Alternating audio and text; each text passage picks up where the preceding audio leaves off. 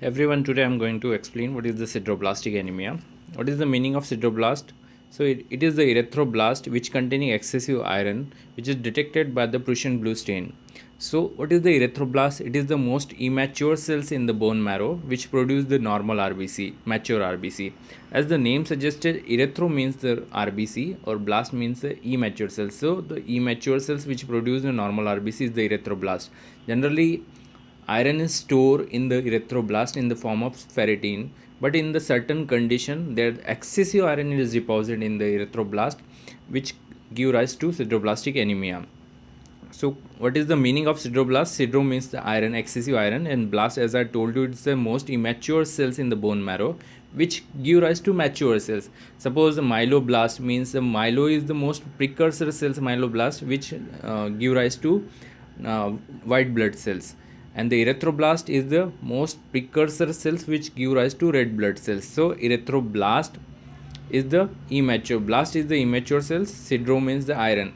So if we combine these two conditions, we will get immature cells containing iron. That is the meaning of sideroblast. That is the erythroblast. Erythroblast is the most immature cells which containing excessive iron. So this is the normal RBC which containing hemoglobin. Hemoglobin is formed by the heme and globulin. Heme containing two segment. First one is iron, second one is a protoporphyrin. Globulin is containing 2 alpha and 2 beta chain. Each and every steps in this is important because the deficiency of one particular steps can give rise to one particular disease. Suppose if there is iron deficiency, it will give rise to iron deficiency anemia. If there is a defective synthesis of protoporphyrin, it will give rise to sideroblastic anemia. If there is a mutation or deletion of alpha chain, it will give rise to alpha thalassemia. In the case of beta chain, it will give rise to beta thalassemia. So in the sideroblastic anemia, heme is not formed, protoporphyrin is not formed. In the erythroblast, iron is incorporated with the protoporphyrin. Iron incorporate with the protoporphyrin.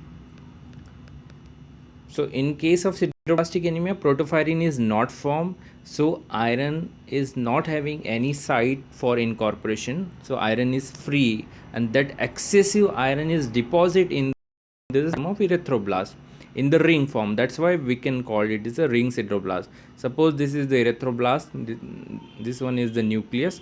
So in the cytoplasm, there is a excessive deposition of iron. Okay, so that's why we can call it as a sideroblastic anemia, because there is a defective heme synthesis or there is a no formation of protoporphyrin. That's why the iron is not incorporated with protoporphyrin and iron is deposited.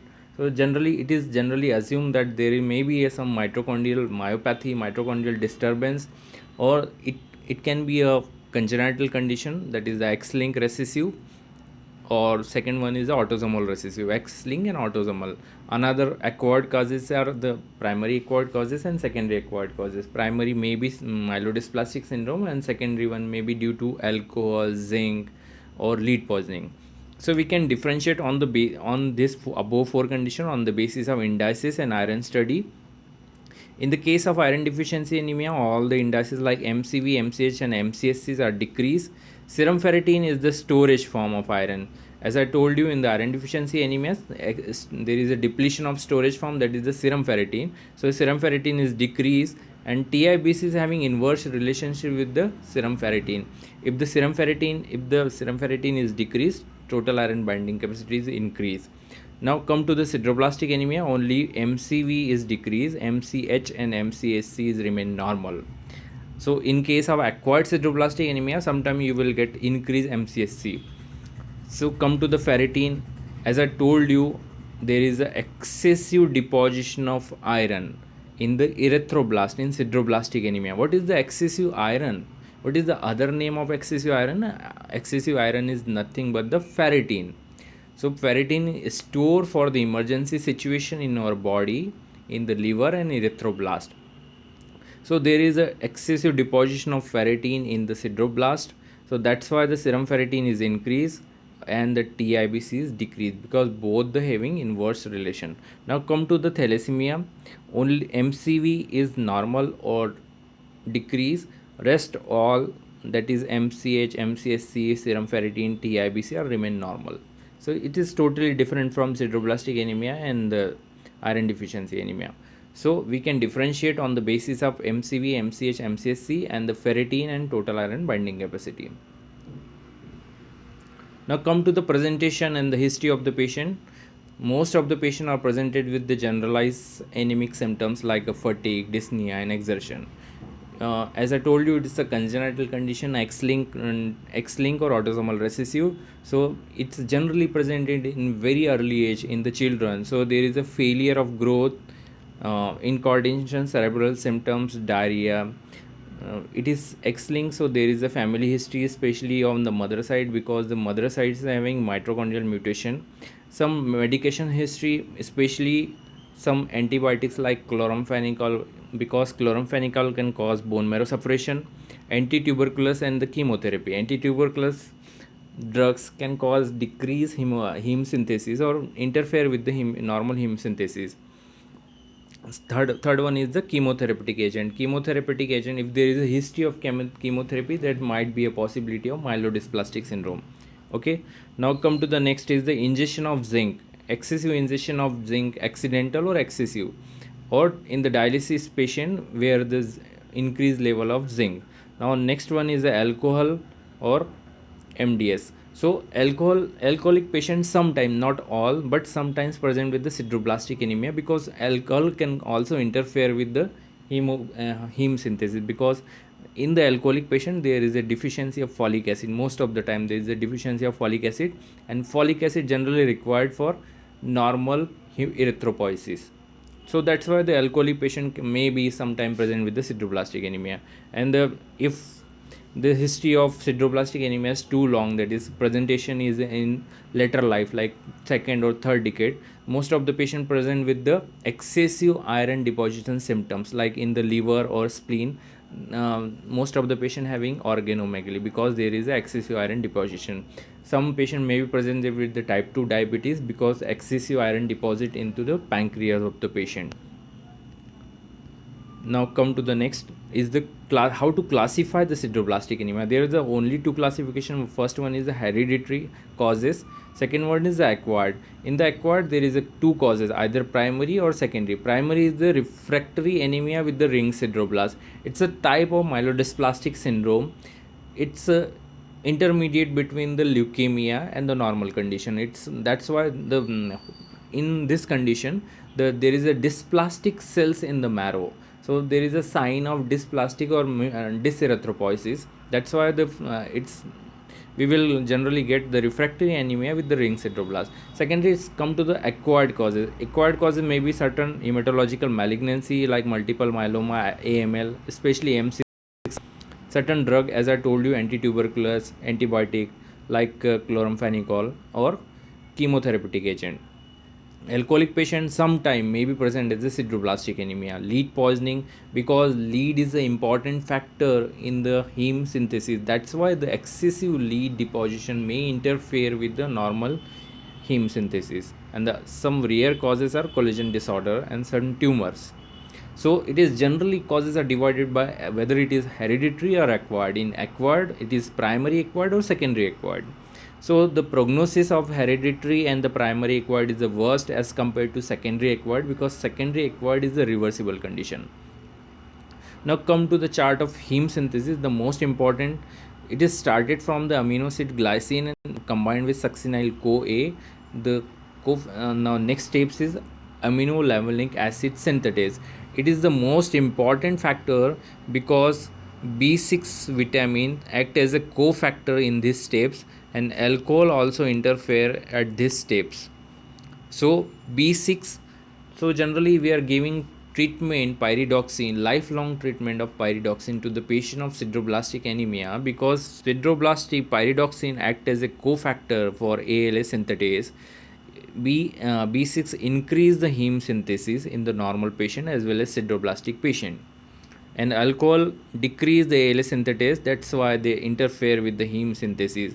So if the heme is not formed, the normal protoporphyrin is not formed.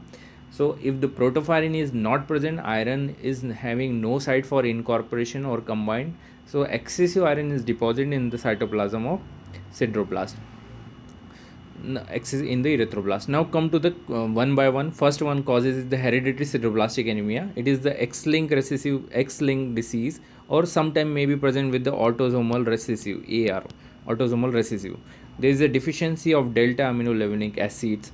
Patient generally present in the childhood because it is a X-linked, or sometime present in the early adult life. If it is present in the second or third decade, then most of the time patient present with the features of iron overload like organomegaly, type 2 diabetes, testicular atrophy, features just similar to hematochromatosis where the excessive iron is deposition in the tissue.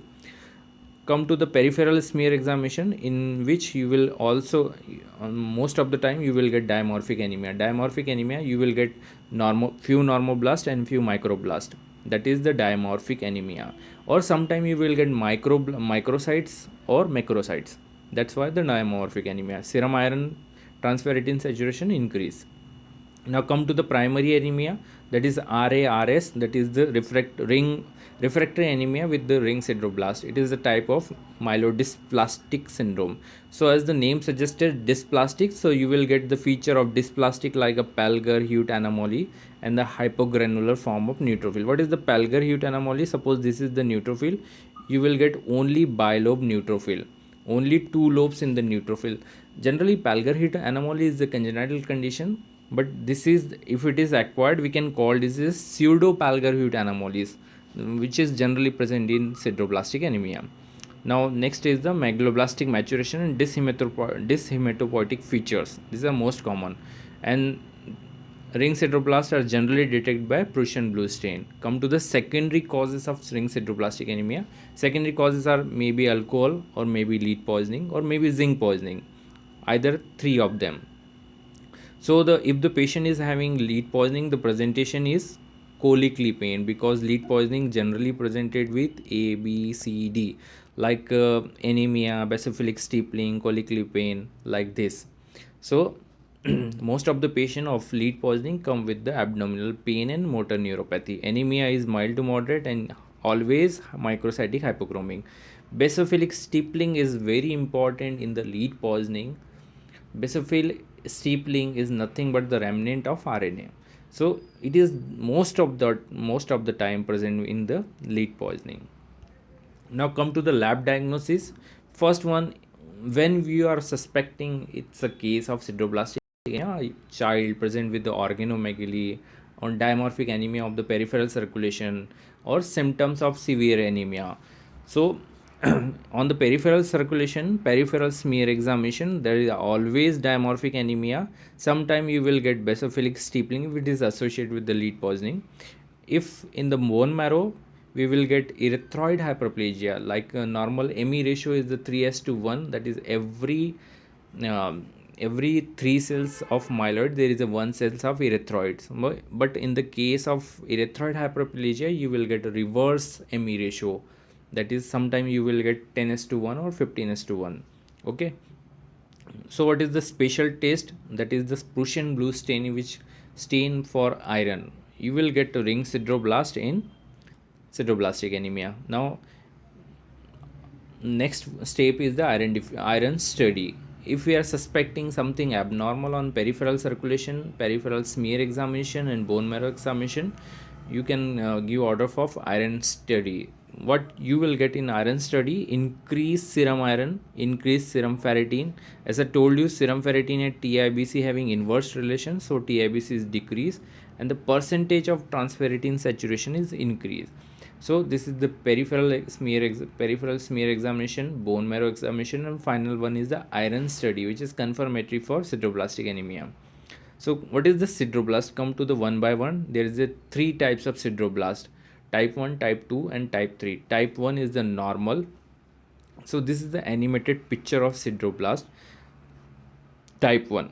Here you will get less than 5 sideroblasts. This one is this blue dots is the serum ferrit, is the storage iron. It is the cytoplasmic sideroblastic granules. So it is the 3 in number. So it is first come is to the criteria is less than 5. It is normal. less than 5 is normal. It is generally decrease in the iron deficiency anemia. So it is nothing but the ferritin. So storage form of sideroblast is known as the ferritin. As everyone know, ferritin is decrease in iron deficiency anemia. It is generally decrease in iron deficiency anemia. Now come to the type 2 and type 3. Type 2 and type 3 are totally abnormal. So this is the type 2 where you will get more than 5 ring sideroblast. So just count 1 2 3 4 5 6 7 in 8 ring sideroblast, but not in perinuclear distribution. So this is the nucleus. So they are not in perinuclear. They are something on the edge of cytoplasm, but not in the perinuclear, just around the nucleus. Now come to the type 3. It is more than 5, but the perinuclear position and in the form of ring. That's why it is called it is a ring sideroblast, or at least containing 1/3 circumferential of the nucleus. That's why we can call it is a ring sideroblast. It's look like ring. That's why we can call it is a ring sideroblast. Okay, more than 5 sideroblastic granules in the perinuclear location. It is nothing but the storage iron, that is the nothing but serum ferritin. So come, this is the animated picture of PS where you will get one microcytes and one normocytes, one microcytes and one normocytes. That is the dimorphic anemia, and this is the Prussian blue stain which demonstrate ring sideroblast. So this is the perinuclear arrangement of ring sideroblast, covering 1/3 of the circumferential. This is the against animated picture of this. So this is the bone marrow of sideroblastic anemia patient showing the erythroid hyperplasia. This all the 5 cells are erythroid series. There is a erythroid colony. Okay, now this is the type 3 ring sideroblast where you will get perinuclear position of sideroblast, more than 5 granules, at least cover 1/3 of circumferential of the nucleus. This is another picture of the same patient with the different angle. This is the Prussian blue stain on the low power. You can appreciate the sideroblast on low power also. Now this is the basophilic steepling. It's a basophilic steepling is nothing but the remnant of RNA. There is a dots of remnant of RNA in the RBC.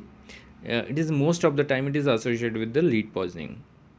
This is the beautiful picture of ring sideroblast containing whole perinuclear locations or more than 5 granules. Okay, now come to the treatment of sideroblastic anemia. It's depend on whether the condition is acquired or inherited, because most of the time acquired condition like alcohol poisoning, lead poisoning, these are the reversible conditions.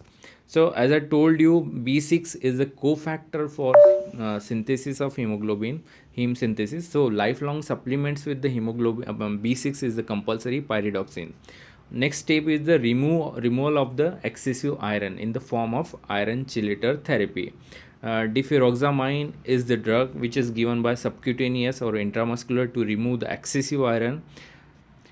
Second one is the deferoxyrox. It's a pills that it's given orally, but it can sometimes cause the kidney failure. Now if the patient is pyridoxine resistance, the most of the time patient need or required blood transfusion, frequent blood transfusion. And the final and the ultimate treatment is the bone marrow transplant. Thank you.